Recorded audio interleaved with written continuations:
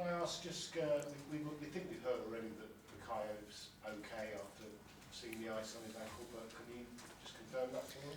Yeah, we have to wait and see now how he reacts after the session, but yeah, it's nothing too serious. By nothing too serious, you mean a good chance, if you're talking percentages of involvement, if selected tomorrow night? Yeah, if we want to, I think we will have a good chance to play tomorrow. And with Calafiori and Jorginho, it's still too soon for them? Yeah, Rick is out and Georgie unfortunately as well, and I think Georgie will be out for a few weeks. Given the form you're in, some great results, obviously great results at the weekend. If you have another good performance, a good result tomorrow night, would you rather have this 6 days off, or would you prefer to keep the momentum going and the PSG game come a bit sooner?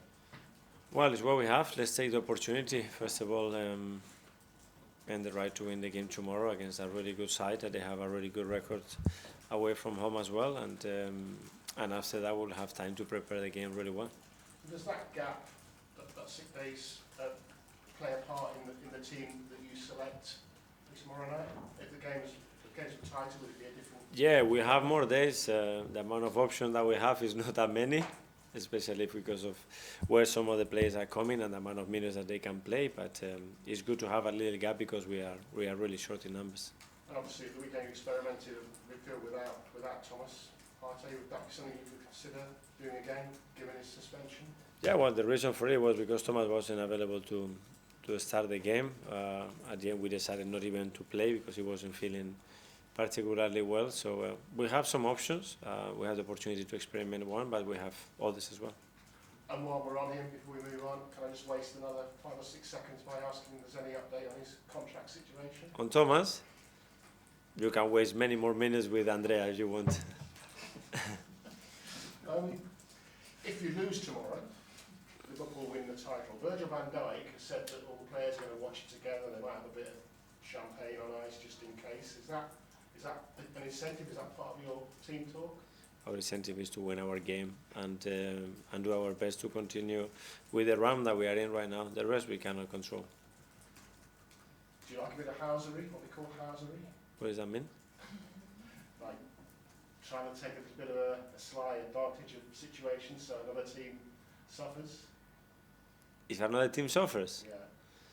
Well, depends how you make him suffer. A bit cheeky. Naughty?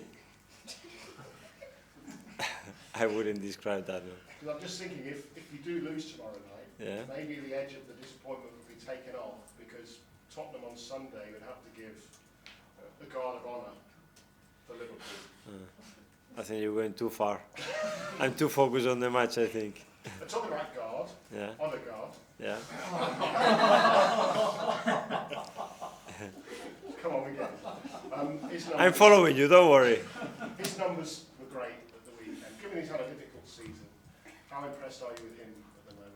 Yeah, it was great. I think he was really good in the match. I think he affected the game in the way that we want, and when you look at the numbers he provided, it was exceptional. So that's the level that we need Martin.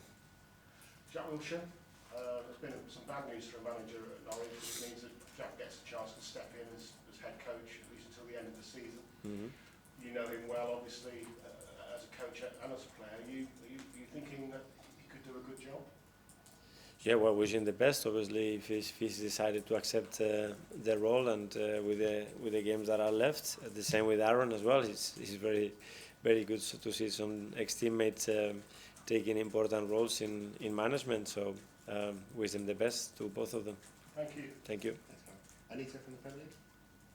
Hi. I'm going to do my best not to continue what Gary was doing there with the jokes. Okay. But you were asked about a player, Martin Odegaard. I wanted to ask you about another one, yeah. Gabriel Martinelli. Okay. 50 goals for Arsenal. Of course, he got that crucial winner against Real Madrid and then involved in the goals at the weekend against Ipswich.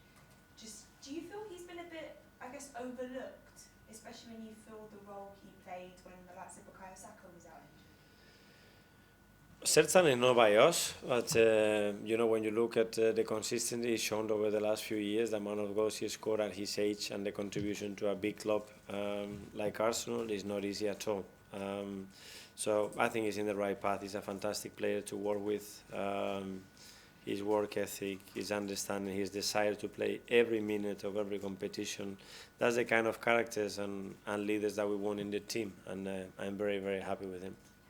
Looking ahead to the game tomorrow, Oliver Glasner now his first full season in charge at the club. Palace are currently 12th in the table and have semi-finals in the FA Cup coming up for them.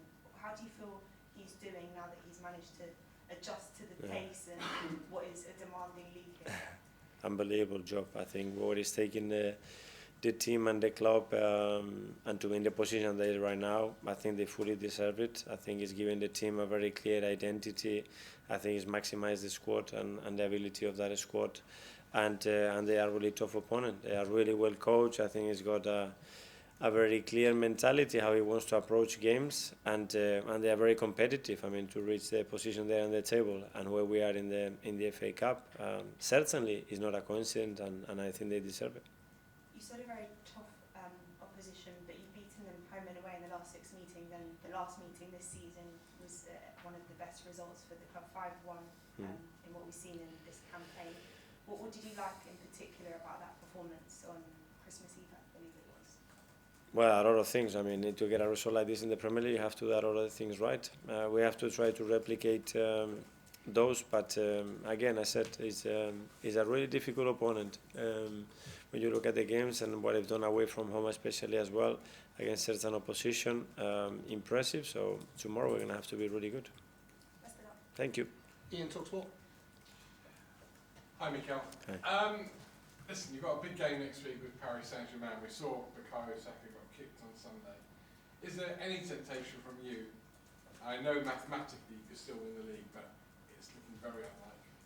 Is there any temptation from you just to wrap everybody you desperately need for the Paris game up in cotton ball and not play them tomorrow and just relax, let them have a week? We cannot think in those terms. I think when the players are fit and they are available and they want to play, they have to play. And they are at their best when they are playing and they have consistency in their performances. And physically they are good, emotionally they are good. Their understanding and their rhythm and the way they make decisions is at their best. And that's what we need the players. If they are not available, there's no discussion. And if they are not in good condition to perform, we're not going to play them. But if they are, we are going to play them. It's one of those funny, difficult games, isn't it? It is, and there's always a balance, and obviously you want to balance the risk and make sure that you are sensible with your decision making. But that's what we have as well, a very top staff to guide us and to tell us what we should be doing and what the risks when we do that. But unfortunately in football, you know, anything can happen, and the game starts when the game finishes to write the story of what should have happened, you know, and that's easy. So do it before. Last one is on, you've already mentioned Jack Wilshere and Aaron Ramsey, but firstly, is your phone on if they want to ring you for advice? And secondly, I mean, we've known for Jack for ages he wants to go into management, but how many current players do you think want to go into management when they finish? Is it still something that players want to do when they finish in football, is test themselves in management, like you have? Well, I hope so. That means that they retain a passion for the game and they want to be in different roles. It has to be management, it can be in any other role, but that means that it's something ignited within them and the game, and it's great, in my opinion. So happy to see those two doing that, and I hope that it goes really, really well for them. Simon, Evening Standard. Mikel, just on Jorginho, are you confident and hopeful this season isn't over? Sorry? Are you confident that Jorginho will be back before the end of the season? I hope so, but I'm not certain. So we have to see how he evolves in the next few days, I would say few weeks. So the doctor was quite cautious still about talking about any dates. So let's see. Good news is that he's improving, he's feeling much better. It was a quite scary situation, and he's in a good place now. And just on Ricardo, obviously, he's had quite a few injuries this season. I think this is the 5th spell he's had out of the team. Now, how much of a concern is that, and how much next season is there things you can do to try and prevent that? Do you think it's been bad? Like, what do you think has been the issue where he's had a kind of stop-start season? Well, 3 of the injuries, obviously there are impact injuries. One is a really bad twist that it could have been worse, to be fair, and he's managing the player as well. So now we learn many more things about the player and how we can be much more on top of certain situations to try to prevent them. but it's true that the two main ones, they've been really unlucky and very little that we could have done differently. Hi, Mikel. Hi. Just another on Jack and Aaron. I was wondering, because I think they're managing against each other on the final day of the season. I think with Jack, you've probably seen that progression as a coach here, but with Aaron, was it something that surprised you when you saw the news about him taking charge as interim? Well, yes, because I don't have the close contact like I have with Jack, and I was very clear with Jack's intentions, but with Aaron, no. And it doesn't surprise me because obviously with his experience, where he's been and what he's done in the game, if he wants to, he's able to do it. We all have different characters, and he's decided to do it. Very brave decision. I think a lot of people within football talk about kind of disciples of managers. So people talk about yourself, Xavi, Vincent Company as like Pep. But with Arsene, can you kind of see that now with yourself, Jack and Aaron? Well, hopefully, yeah. I think Arsene should be very proud that he had 3 players under him that I think he inspired and he helped us to ignite again this love for the game that we want to continue what he did in the past. And can I just ask something about corners? Because I noticed against Brentford there are a lot of short corners and you've scored from 2 at the weekend against Ipswich. So I was just wondering, was there like a reason for, I guess, more variation in these last couple of weeks? Because yeah, it felt like a very kind of quick change. Yes, I mean, when the team adapts to do something, the weaknesses will be somewhere else, and that's our job to try to analyze that and exploit it as good as we can. Okay, last couple in the last section. First, it's Nick at the back. Hi, Mikel. Hi. I'm going to ask you about Miles Lewis-Skelly. Yeah. A lot of us thought he'd be a midfielder. He's played so well on the left side of the fence. Is that now his best position for the rest of his career?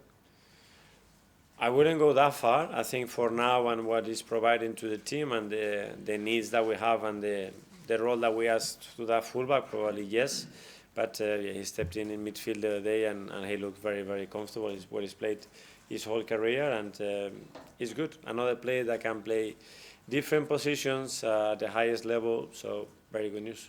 And when you were talking about experimenting with replacements for, for Thomas, could he be one of those players who fits into that role? Yeah, he can play as an 8, he can play as a 6. He's played there before many times, and he has the qualities to do that. Yeah. And finally to Phil. Hi, Mikel. Just going back to Bukayo. Obviously, he's been so impressive, hasn't he, since he's returned. Has he surprised you at all how quickly he's got up to speed? That's what you are hoping for, and the way he's prepared, he was giving good signs that he could impact the game like he normally does, but obviously to be playing at that level after missing 3.5 months is not easy at all, so credit to him and all the staff that work with him.